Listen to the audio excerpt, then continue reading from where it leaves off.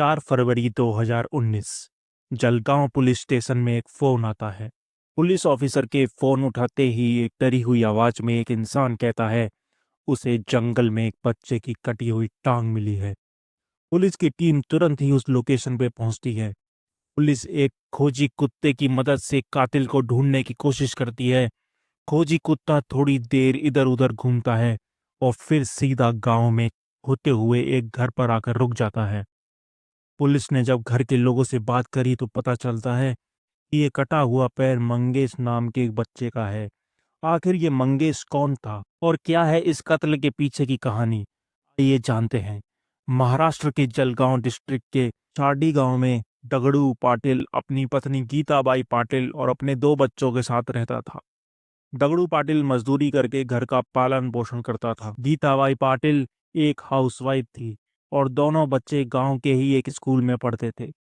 2 फरवरी 2019 को दगड़ू पाटिल रोज की तरह मजदूरी करने चला जाता है और दोनों बच्चे स्कूल चले जाते हैं। सैटरडे होने की वजह से मंगेश हाफ डे में ही घर आ जाता है। मंगेश घर आते ही अपनी माँ से कहता है कि वो शौच करने बाहर जा रहा है। उसकी माँ मंगेश को जल्दी आने को कहती है। कुछ देर में मंगेश की बहन भी घर आ जाती है। मंगेश 1.5-2 घंटे के बाद भी घर वापस नहीं आता है। उसकी माँ को लगा कि शायद मंगेश अपने दोस्तों के साथ खेलने चला गया होगा, लेकिन अब शाम हो चुकी थी और मंगेश का अब भी कोई अता पता नहीं था। मंगेश की माँ को अब चिंता होने लगी।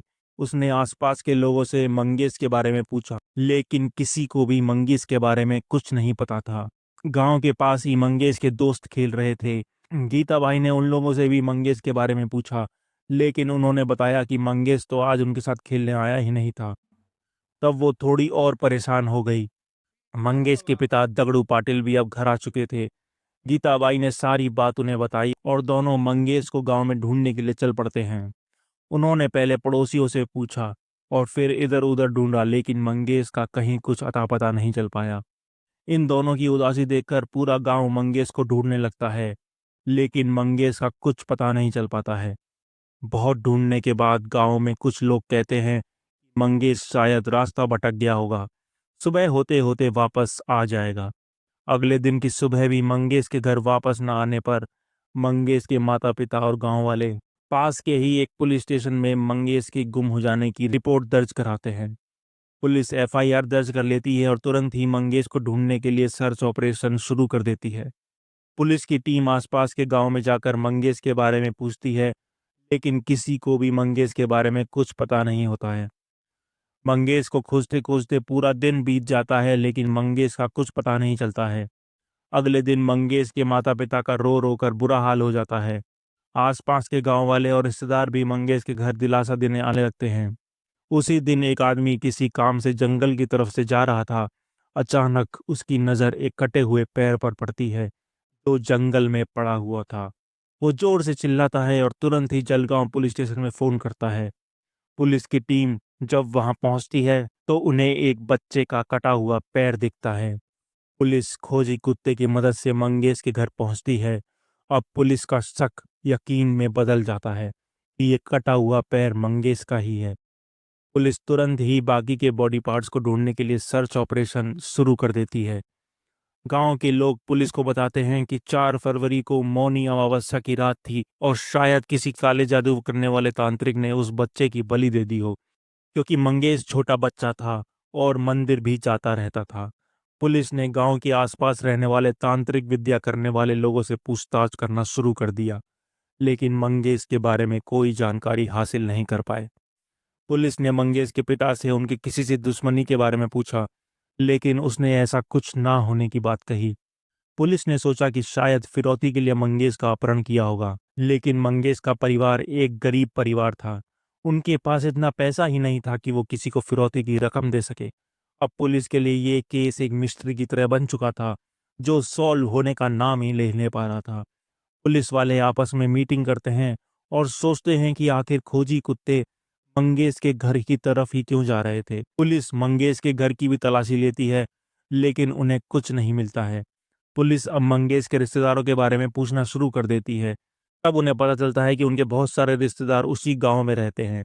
तब पुलिस आसपास के लोगों से उनके घर में आने जाने वालों के बारे में पूछती है। दिन गुजरते गुजरते पुलिस पर भी अब ऊपर से प्रेशर आने लगता है। सुपरिटेंडेंट ऑफ पुलिस अब एक टीम बनाते हैं इस केस को सॉल्व करने के लिए, जिसमें 50 पुलिस वाले थे। 15 फरवरी को पुलिस की टीम को जंगल में शरीर के बाकी हिस्से मिलते हैं। शरीर की पहचान कराने के लिए मंगेश के माता पिता को बुला लिया जाता है। मंगेश की मां कपड़ों को देखकर कटे हुए शरीर की पहचान कर लेती है। मंगेश की मां बॉडी और कपड़े देखकर बेहोश हो जाती है। कुछ लोग पुलिस को बताते हैं कि गांव में एक ज्वेलरी शॉप है जिसके बाहर एक सीसीटीवी कैमरा लगा हुआ है। पुलिस ज्वेलरी शॉप की सीसीटीवी रिकॉर्डिंग चेक करती है। तभी उन्हें सीसीटीवी में एक भिखारी दिखता है जो बहुत बड़ी सी झोली लेकर जाता हुआ दिखाई देता है। पुलिस को झोली बहुत ज्यादा बड़ी और भारी सी दिख रही थी। पुलिस ने स्केच आर्टिस्ट की मदद से उस भिखारी का स्केच बनवाया और गांव में जगह जगह लगा दी। गांव के लोग अब बहुत डर चुके थे और अब अपने बच्चों को खेलने और पढ़ने के लिए नहीं जाने देते थे। डर इतना था कि गांव के बच्चे अब ना तो स्कूल जाते थे और ना ही कहीं खेलने जाते। पुलिस अब मंगेश के माता पिता के ऊपर भी निगरानी रखती है कि दोनों बार खोजी कुत्ते बॉडी सूंघने के बाद मंगेश के घर की तरफ ही आकर रुके थे। आस पड़ोस के लोगों से पूछताछ करने पर पुलिस को पता चलता है कि कुछ महीनों से मंगेश के घर एक आदमी आता जाता देखा गया है और वो सिर्फ दिन के समय ही आता है जब दगड़ू पाटिल घर पर नहीं रहता है। अब पुलिस उस आदमी के बारे में खोजबीन करना शुरू कर देती है। पुलिस को पता चलता है कि उस आदमी का नाम था समाधान पाटिल, जो मंगेश के माता पिता का भांजा था। दगड़ू पाटिल से जब समाधान पाटिल के बारे में पूछा तो उसने बताया कि वो मेरा भांजा है। समाधान पाटिल को पुलिस पूछताछ के लिए स्टेशन ले आती है। पुलिस समाधान पाटिल से पूछती है कि आप मंगेश के घर इतना क्यों जाते हो। समाधान पाटिल पुलिस को बताता है कि वो मेरे मामा मामी हैं, इसलिए वो उनके घर जाता है। पुलिस ने समाधान पाटिल से सख्ती से पूछना शुरू किया, तुम दगड़ू पाटिल और उनके बच्चे जब घर पर नहीं होते हैं तभी क्यों आते हो। पुलिस तुक्के से समाधान पाटिल से ये कहती है कि तुमने मंगेश पाटिल का कत्ल क्यों किया। पुलिस उसे डराते हुए कहती है कि उनके पास सारे सबूत हैं जो ये बताते हैं कि ये कत्ल तुमने ही किया है। समाधान पाटिल घबरा जाता है और पुलिस के सामने सच बोल देता है। तो समाधान पाटिल बताता है कि वो अक्सर मामा मामी से मिलने उनके घर जाया करता था। इसी बीच उसके और उसकी मामी के बीच करीबियां बढ़ जाती हैं। उन दोनों के बीच अनैतिक संबंध बन जाते हैं। पिछले 4-5 महीनों से वो एक दूसरे को पसंद करते हैं, इसलिए वो तभी घर पर जाता है कि जब दगड़ू पाटिल और उसके बच्चे घर पर नहीं होते थे। पुलिस ये सब सुनकर चौंक गई। समाधान पाटिल आगे बताता है, उसके और उसकी मामी के प्यार वाली बात उसने अपने दोस्त राजेंद्र पाटिल को बताई थी। राजेंद्र ने समाधान से उसकी मामी से उसके बारे में बात करने को कहा ताकि वो भी समाधान की तरह मामी के साथ रिश्ता बना सके। समाधान पाटिल ने अपनी मामी से बात की तो उसकी मामी उसके दोस्त के साथ सर रिश्ता बनाने के लिए मान जाती है। अब गीताबेन पाटिल अपने भांजे और उसके दोस्त के साथ लव अफेयर करने लगती है। अब 2 फरवरी 2019 को मंगेश स्कूल से जल्दी घर आ जाता है और घर का दरवाजा खोलते ही उसकी मां और राजेंद्र पाटिल को आपत्तिजनक स्थिति में देख लेता है। राजेंद्र घबरा गया और भांडा फूटने के डर से उसने वहीं पर पड़ी एक लकड़ी से मंगेश के सर पर वार कर देता है, जिससे मंगेश वहीं पर गिर जाता है। मंगेश के सिर से खून बहने लगा और उसने वहीं दम तोड़ दिया। राजेंद्र और गीता ने मंगेश की बॉडी को एक कपड़े में लपेटकर कमरे में ही कहीं छुपा दिया। राजेंद्र अपने दोस्त समाधान पाटिल को फोन करके सारी बात बताता है।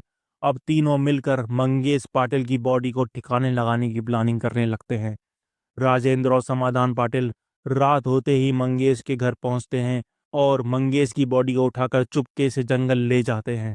जंगल में पहुंचकर मंगेश के बॉडी पार्ट को काटा जाता है और अलग अलग जगह फेंक दिया जाता है ताकि कोई उसे आसानी से ढूंढ ना पाए। उसकी माँ भी मंगेश की बॉडी काटने में उनकी मदद करती है।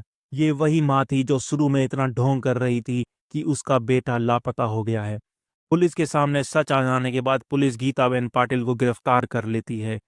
गांव के लोग इस बात पर यकीन नहीं कर पा रहे थे कि कोई माँ ऐसी भी होती है जो अपने ही बच्चे के शरीर को काट दे। फिलहाल तीनों जेल में सजा काट रहे हैं। पुलिस के अंधेरे में चलाए गए तीर की वजह से ही ये केस सॉल्व हो पाया। और आप कमेंट बॉक्स में जरूर बताएं कि आपको कैसी लगी ये मर्डर मिस्ट्री।